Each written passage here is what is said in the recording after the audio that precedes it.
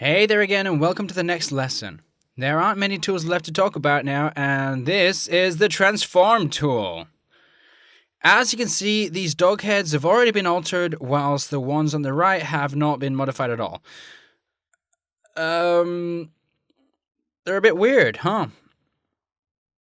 We're going to use the tool on these ones so they end up like the ones on the left. I'm going to change the tone on the ones on the left so they don't get confused. But, well, it's going to be a bit difficult to get confused. Yeah, it's just to change the appearance and differentiate from what we have on the artboard. Good. This is the tool panel. And we're going to start with the second one here that, what it does is it alters the nodes. All right. It allows us to turn them, to rotate them, and modify them equitably.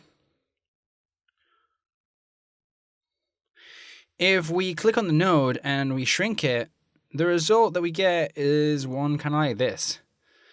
We're going to repeat this on the second head. We choose the second option again and click to modify it.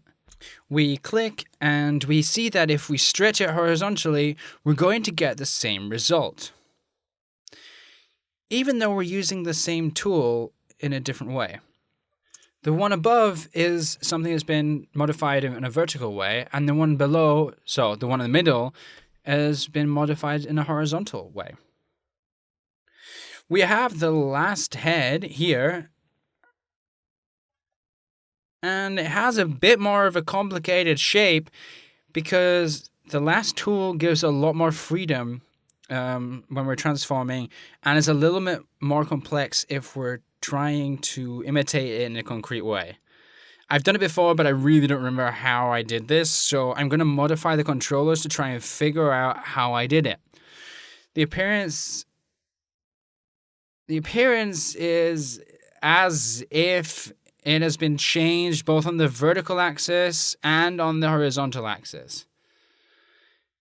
So we've got like a similar form, but not one exactly the same. It's not as simple to use as the ones we saw before, but oh well. I'm going to try to explain it in a more detailed way. Let's erase our heads. And we're going to start practically from scratch because this was just kind of a summary. Okay, we have our head here. What we have to do now is activate the transformation tool. So click here. And we get the panel again from the beginning.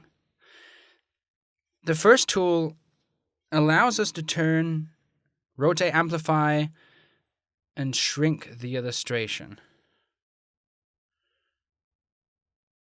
And if we press Shift, we can also modify it. This will be a summary of the panel in which we have all of our tools. But if we want to do something a bit more specific, the rest of the options allow us to do this. No problem and in a more concrete way.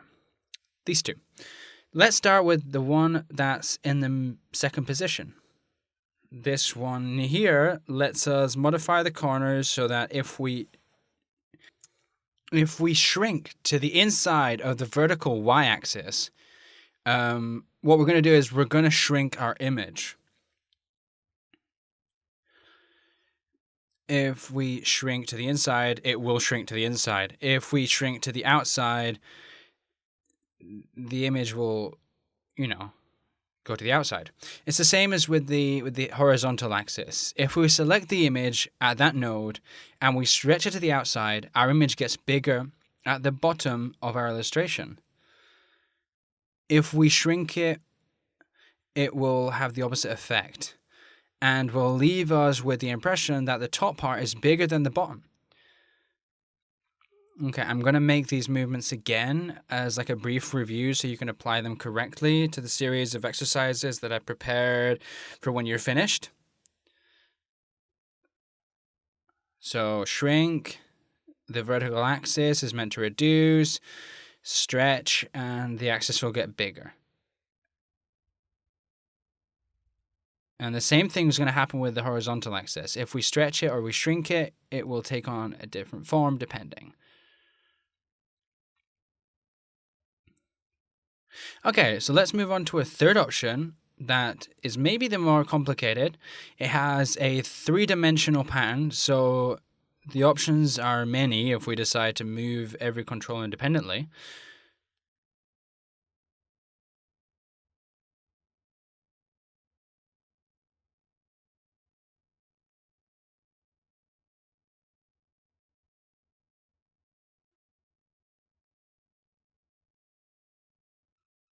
Okay. Let's go back to the original shape. And about these tricks that you can find to work with this tool, the only thing I can say is they're pretty simple, pretty easy to learn, and you don't really even need the controllers. If we hit Alt, the tool is going to move proportionally the points opposite to our figure.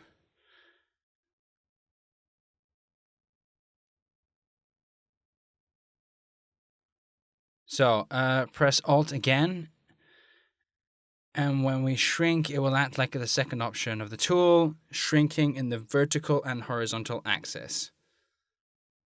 See you guys later in the next lesson. Bye!